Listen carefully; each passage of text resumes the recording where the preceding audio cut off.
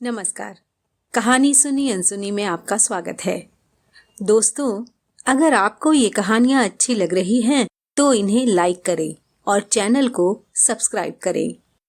आज मैं आपको सुनाने जा रही हूँ रवींद्रनाथ टैगोर की आत्मकथा जीवन स्मृति का 27वां भाग। आज के कथा चित्र का नाम है भग्न हृदय।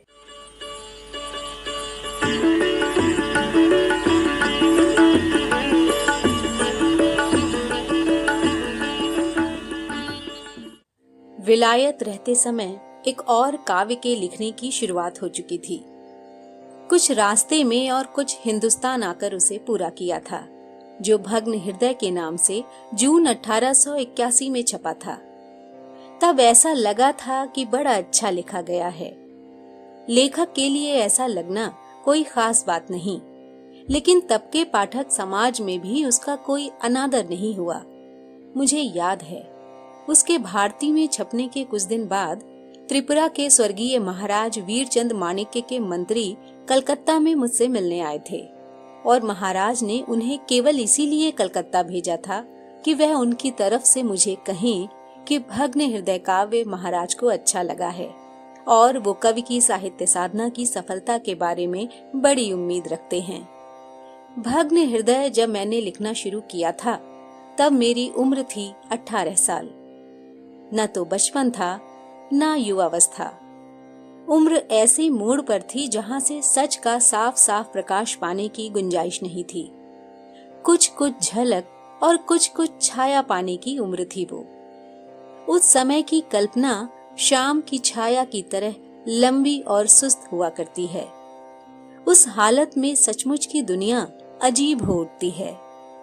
एक मजे की बात यह है कि तब मेरी ही उम्र 18 साल की हो ऐसा नहीं था। मेरे चारों ओर सभी की उम्र करीब 18 साल की थी।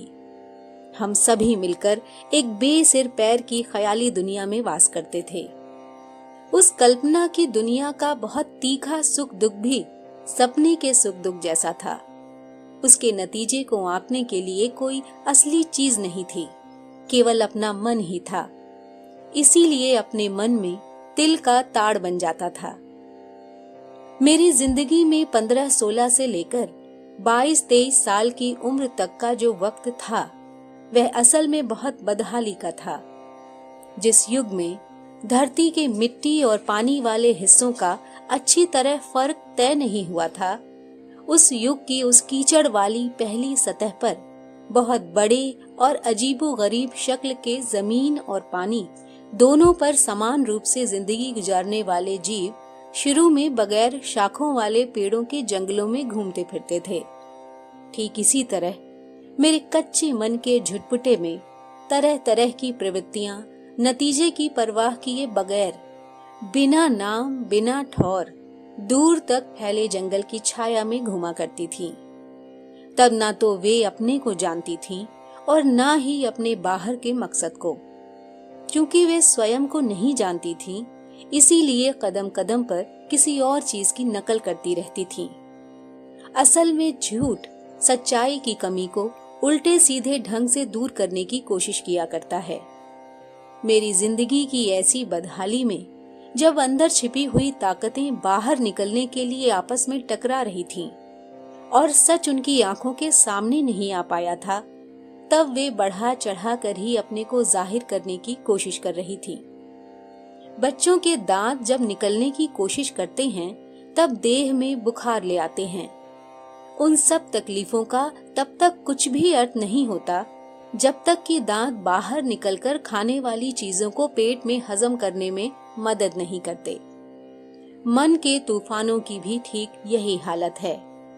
जब तक बाहर के साथ वे अपना सही रिश्ता नहीं बना लेते, तब तक वे बीमारियों की तरह ही मन को तकलीफ देते रहते हैं। तब के अनुभवों से मैंने जो सीख ली है उसका सभी नीति शास्त्रों में जिक्र है, लेकिन इसका मतलब ये नहीं कि उसकी अनदेखी कर दी जाए। हमारे रुझानों को कुछ जो अपने अंदर जकड़े पकड़े रहता है, पूरी तरह बाहर नहीं निकलने देता, वही हमारी जिंदगी को जहरीला कर देता है।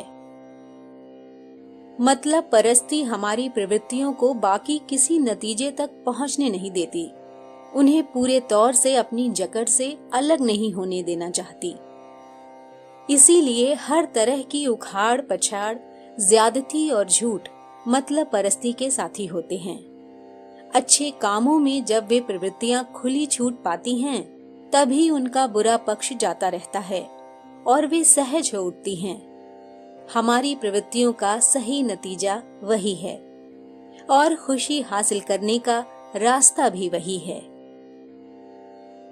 दोस्तों, ये था जीवन स्मृति का 27वां भाग। अगली बार आपसे फिर मिलूंगी एक नए कथा चित्र के साथ। नमस्कार।